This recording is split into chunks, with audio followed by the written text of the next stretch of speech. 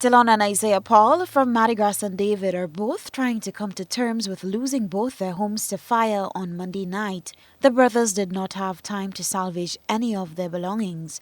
Delon, who was at home with his 3-year-old daughter at the time, said the fire started from the roof of his house and later moved to his brother's. Around 10 o'clock, I see the fire start from up in the roof.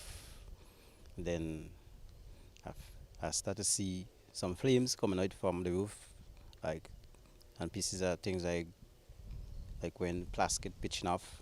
Then the room started to catch a fire, pieces of glass from the louvers started to pitch. So I didn't have a choice. It's only to do. I confused so much I didn't know what to do. And the only thing I could say is only thing I could just drop down. That's the only thing I could say. And the only thing I could say, I think I grabbed my little daughter. I have to run with her up there, higher up there by the neighbors. Isaiah, who was not home at the time of the incident, says that he found himself wandering the streets all night after realizing his home could not be saved. He said he lost all his savings for his new project in the fire. I don't know, nah, just holding faith and pray that the Creator open our way. Walk in the road. Frustration, I lose a lot of money in my house. I had a couple $1,000 as well, they all are gone. Because I had in mind to put up on the wall structure on top, Because I find out tired of changing posts, But all that money now to add to got it, to do that job now is all I gone to.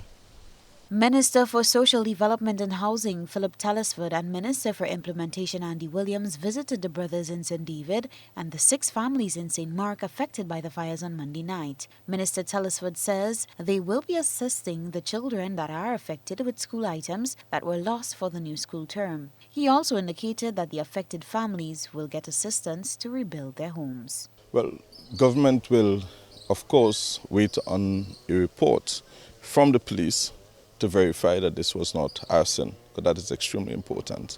After that report is given, we could start processing any kind of assistance. We will indeed send our officers very soon to do a proper assessment as to the amount of loss. Maybe some measure of counseling might have to be given, because one of the gentlemen said that he's very depressed, and we can see it just in his disposition. So the psychosocial aspect, of course, we would have to give attention to that. Of course, we can give some assistance there, because the education of our sons and daughters are extremely important. So as soon as I return to the ministry this evening, I would have my PS start working on processing some form of assistance towards whether it's books and uniform. For GBN News, Beverly Telesford.